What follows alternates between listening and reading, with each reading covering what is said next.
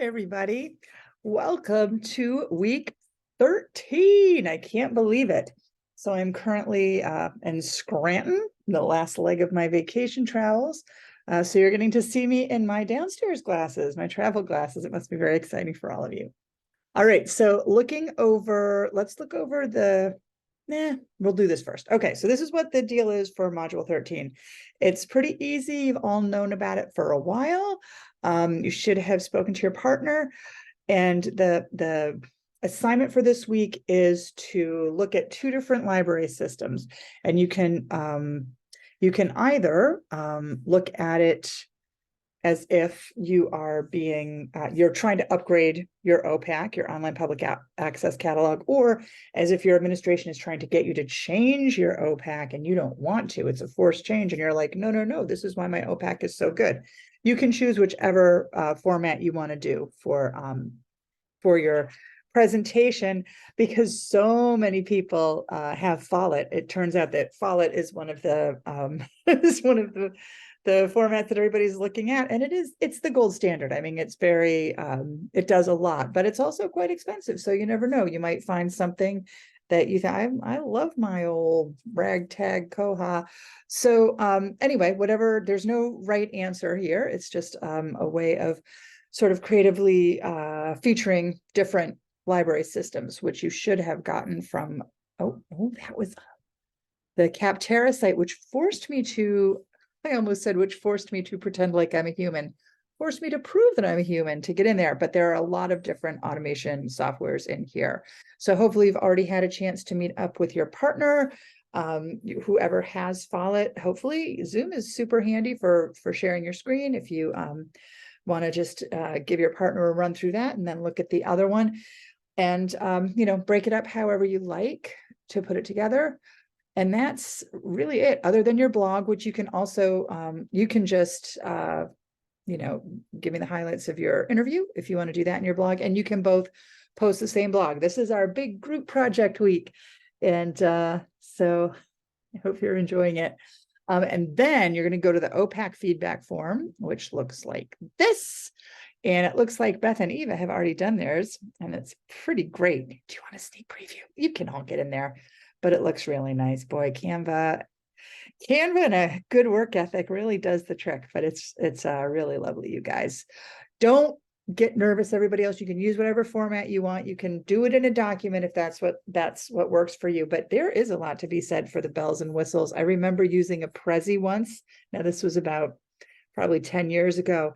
And everyone I was with was like, whoa, it's amazing. But once you understand how to work it, those things can really pay off for you, particularly when you are presenting to administration. You want to pull out your bells and whistles. Okay, so you're going to put a link to your presentation, and then you're going to put a link to a feedback form, which is really just a blank document. So everyone is going to go through, look at the presentation, and then give their feedback, and positive, constructive feedback, if you would, on the feedback form for each person. But while you're doing this, and you're not going to be able to do that actually until week 14, but I always go in and, try to get stuff done ahead of time. If you're somebody who wants to, as you're going, take a look and see what other people have put together and give your feedback, then you have almost nothing to do for week 14, which is pretty nice.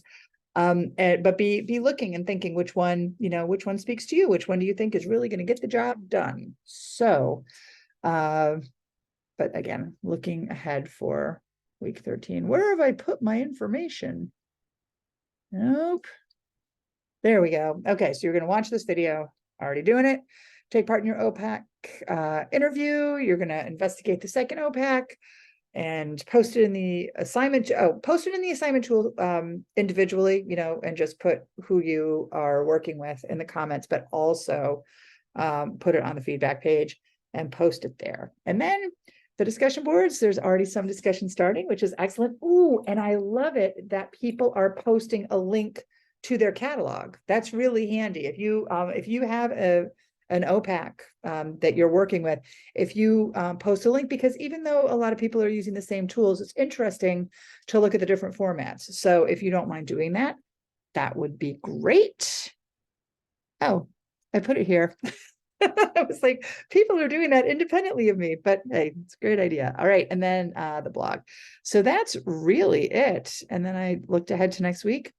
Okay. So I'm just going to show you, a lot of the discussion was, oh my gosh, Kaplan, but some of it was really great. And there was some visual stuff. So I want you to, just to have a look, and I'm just going to scroll through this, and you can stop this video if you want to read the comments from the other class that you're not in, reading the discussion rather.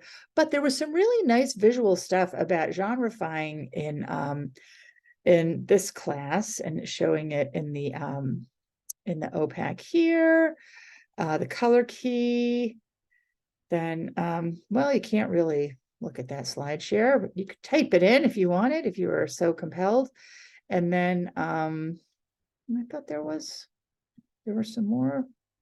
There was a really nice chart in here. Sorry, I should have scrolled right to that section, but it's coming around. I feel like there's Rachel. Go, Rachel. Get that other librarian in your district.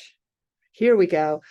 Shannon posted this really interesting sort of genreification chart, which I thought was excellent. And there's, some talk about genreifying nonfiction. I think at the elementary level, I don't think there's any harm to it, but there is the idea of kids needing to learn a system. It's a whole thing, and we've all discussed it. So you don't need to know what I think. I think there are many ways to look at the same question, but these are great. The pictures are really nice.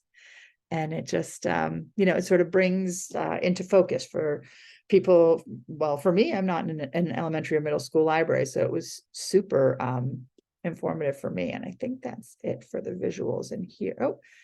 Oh, no, that's just that. All right, so that was good. And then this group, nobody was actively working on genreification or posting pictures of it, but we did have some memes, and it does make cataloging go down earlier. I think it was, yeah, Danielle.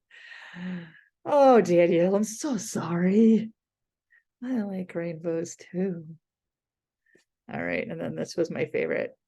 Every time I try to read Kaplan, making memes. I feel your pain. All right, that's all the information I've got for you. It's a pretty quick video. It's a really interesting week for me. I will be grading the discussion just on a points basis, the blog on a points basis. And then you guys are going to be giving each other feedback for the next 2 weeks, which is super helpful for me. I'm just going to go have a daiquiri by the pool. Just kidding. I don't have a pool. But I would appreciate you giving me some feedback.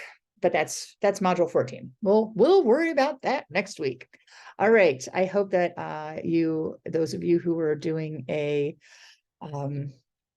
having school vacation week, you had a good vacation week, and back to the grind on Monday, and I'll see you in the discussion boards. Bye.